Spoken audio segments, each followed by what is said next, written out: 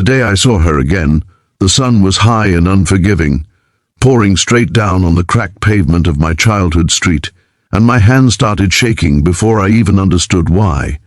I had survived foster homes, silence-filled dinners, and years of pretending I didn't need anyone, yet the sight of one familiar figure walking toward me in broad daylight unraveled everything I thought I had healed from. Some people leave your life quietly. Others leave fingerprints on your soul. She was the teacher I never forgot, and somehow, impossibly, the mom I never expected. Before the story goes any further, if you believe in kindness, second chances, and the quiet people who change lives without asking for credit, take a moment right now to like, comment, share, and subscribe to the channel Kindness Touch. Your support keeps stories like this alive, and you never know who needs to hear one today. My name is Arman Halim, and growing up, daylight was always the hardest part of the day for me. Nights were easier because darkness felt honest, but daytime exposed everything I lacked. I was raised by a father who loved me in theory but never in practice, a man exhausted by his own failures, and a mother who disappeared before I was old enough to remember her face. By the time I was 13, I had learned how to keep my head down, how to blend into the background, and how to survive school without being noticed. Teachers came and went, most of them tired, some kind, but none of them truly seeing me, until her. Her name was Sophia Rahman, and she taught literature in a sunlit classroom with pale green walls and windows that never quite closed properly. The room always smelled faintly of chalk and warm air, and somehow it felt safer than anywhere else I knew. She noticed me on a day that seemed ordinary to everyone else. I was sitting alone by the window, staring at the bright courtyard where other kids laughed and moved freely, when she placed a graded paper on my desk and paused. Instead of walking away like most teachers did, she stayed, her shadow falling across my notebook, and the silence stretched long enough to make my heart race. I expected criticism or pity. Instead, she wrote a single sentence at the bottom of my paper that said my thoughts mattered and that I had a voice worth hearing. No teacher had ever said anything like that to me before. In the full light of day, something inside me cracked open, and I didn't yet understand how much that moment would cost me later. Sophia Rahman never crossed boundaries, never played the role of a savior, yet she showed up in small, consistent ways. She asked about my books, remembered my interests, and encouraged me to write when the world felt too loud. During lunch breaks, while the sun filled the corridors and students rushed past, I would stay behind to read, and she would quietly ensure I had access to extra materials, never making it obvious, never embarrassing me. I later realized she treated every student with the same steady care, but to me it felt personal because no one else had ever done it before. I began to imagine a future that didn't end in disappointment, that scared me more than hopelessness ever had. Life, as it often does, intervened without warning. My father lost his job, our apartment disappeared, and I was pulled out of school halfway through the year. On my last day, the sun blazed cruelly bright, mocking the chaos of my life, and I walked away without saying goodbye. I told myself it didn't matter. Teachers were temporary. Kindness was situational. I buried the memory of her classroom under layers of survival instincts and moved on, or at least that's what I convinced myself I had done. Years passed in a blur of temporary work, failed attempts at stability, and a constant ache I could never quite explain. By my late 20s, I had built a quiet, functional life.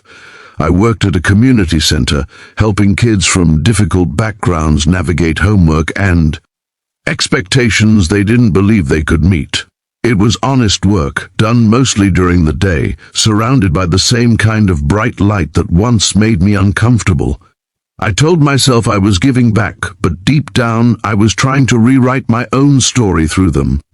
Still, something felt unfinished, like a chapter missing its final page. That unfinished feeling became impossible to ignore the afternoon I volunteered to deliver supplies to a neighborhood school renovation project. The sun was relentless, the kind that flattens shadows and forces memories into focus. As I stepped onto the familiar street, my breath caught. There she was. Older, yes, her hair touched with silver, but unmistakably her. Safiya Rahman stood near the school gate, organizing donated books, her movements calm and purposeful. Time collapsed in on itself. I was no longer an adult with responsibilities. I was the quiet boy by the window again, desperate not to be invisible. I didn't approach her right away. Fear held me in place.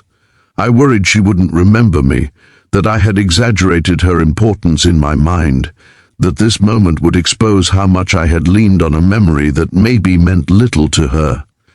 But daylight has a way of demanding honesty. Eventually I moved closer, my heart pounding louder than the construction noise around us. When she looked up and our eyes met, recognition dawned slowly, then fully, and the warmth in her expression felt like sunlight breaking through clouds. In that instant, the years between us dissolved. We spent the afternoon working side by side, surrounded by laughter, dust, and the quiet rhythm of shared purpose. She told me about her life in broad strokes, about staying in the same neighborhood, about choosing to teach because she believed education could be a form of mercy. I shared pieces of my journey without dramatizing it, and she listened with the same attentiveness she had shown in that classroom years ago. There was no grand reunion, no dramatic declarations, just a steady reconnection under the open sky. And yet, something profound shifted inside me. In the weeks that followed, our paths continued to cross. She invited me to help with after-school programs, and I agreed, telling myself it was purely practical. But slowly, almost imperceptibly, she became a fixture in my life. She checked in on me, asked if I was eating well, reminded me to rest. When I fell ill, she showed up with homemade soup, brushing it off as habit rather than concern. It took me time to understand what was happening. I had never had a maternal presence in my life, not really, and my instincts told me to keep my distance. Dependence felt dangerous. Attachment felt like a trap. The real test came when everything I had built threatened to collapse. Funding for the community center was cut, and I faced unemployment with no savings to cushion the fall.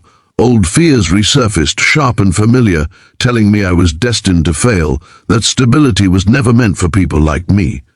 I withdrew, skipping volunteer days, avoiding calls, retreating into myself. In the middle of one particularly bright afternoon, as the world continued on without me, there was a knock at my door. Safiya stood there, concern etched into her face, refusing to let my silence be the end of the story. She didn't offer solutions immediately, she offered presence. She sat with me in the daylight, listened to my fears without minimizing them, and reminded me of strengths I had forgotten I possessed. She helped me revise my resume, connected me with people she trusted, and, most importantly, believed in me when I couldn't. It was then I realized she wasn't just a teacher who had once encouraged a lonely student. She was, in every way that mattered, stepping into a role I had never dared to hope for. She was becoming family. Accepting the truth was both terrifying and healing. I struggled with guilt, wondering if I was replacing something I never had, if I was. Asking too much of someone who owed me nothing. But Safiya never made me feel like a burden. She showed me that care given freely doesn't require justification. Over time, I found work again, stronger and more secure than before.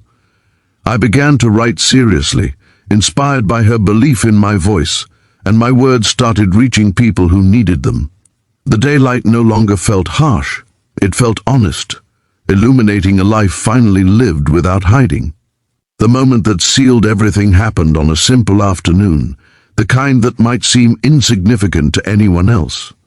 We were sitting in the school courtyard, sunlight filtering through the trees, when she spoke about legacy, about how love multiplies when it's passed on. In that moment, I understood that she hadn't just helped me survive my childhood,